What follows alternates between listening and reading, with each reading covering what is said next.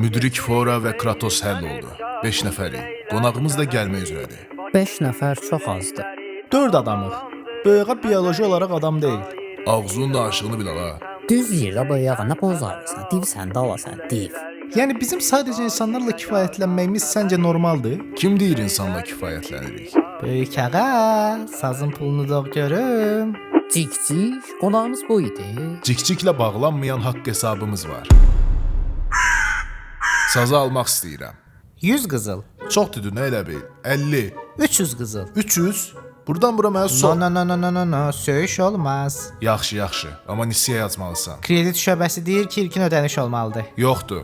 Qulaq as, sabah gecə buradan qaçırıq. Çıxan kim pulu artıqlaması ilə verəcəyəm, söz verirəm. Ondan 1000 qızıl. Sən cikcik yox, sən cın. Draznit eləyəcək yəni biz bu cik-cik. Ay böyük ağa. Sivində yazmısan ki, tikanı qarıya soxuşdurub çörəyi çobana verib qoyunu, qoyunu padşaha verib gəlini, gəlini aşığa verib sazı almısan. Buna görə də qadın alverindən həbsə düşmüsən. Biznes mühitində aldığım cəsarətli risklərin bədəli müvəqqəti olaraq azadlığımı itirməyim oldu. Tədarük zəncirində verdiyim yanlış qərarlar şirkətimə maliyyə zərbəsi vursa da, atdığım heç bir addıma görə peşman deyiləm. Əsl sahibkar hər bir böhrana itki deyil, ödənilmiş bir təcrübə kimi baxmalıdır. Maşinliknin üstünüzə pakırvat elədiyə. Yaxşı, sənə olan borcum bu kisədədir. İçində 60 brilyant var. Hardasa 800 qızıl eləyir. Brilyantın kurusu neçədəndir? Mən nə bilim, mən kursaza da getməmişəm. Vaxtı ilə özüm hazırlaşmışam. Günah məndədir. Günah məndədir ki, 3 kişiyə ev vermişəm. Özdə şəhərin ən xod gedən yerində. Tülkü, Sizə kirayə verdiyim evin qızılını vermədiniz və evi yandırdınız. biz yandırmamışıq. Amma nə qədər borcumuz var? 1000 brilyant, özdə 5 karat. Nə? O cındır evi bizə 3 mərtəbəli villa qiymətinə soxuşdurursan? Malades mənim adamımsan. Adın necə oldu? Tülkü. Sənin Cik-cik.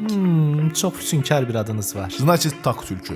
Biz Çernamorun qalasına hücum edirik. Əgər sən də bizimlə gəlsən, qənimətin 30% sənindir. Yarısı. Deyəsən ağzın isti yerdədir ya. Yaxşı. Danış görək nə məsələdir bu? Ruslan bəy Çoban və Div hal-hazırda sizin üçün qalaya hücum etməyi düşünür və ordu qururlar. Ruslançık, mənim üçün gələcəyini bilirdim. Deməli bu alçaqlar ölməyib, hə? Çernamor? Keşikçilər, dərhal bu aynanı sındırın. Bundan sonra sarayda bir dənə də süni intellektdən işləyən ayna qalmayacaq. Çernamor, Sən də hazırlaş. Kəndə gedirsən. yalvarıram, yox. Məlik Məmmədi çağırın.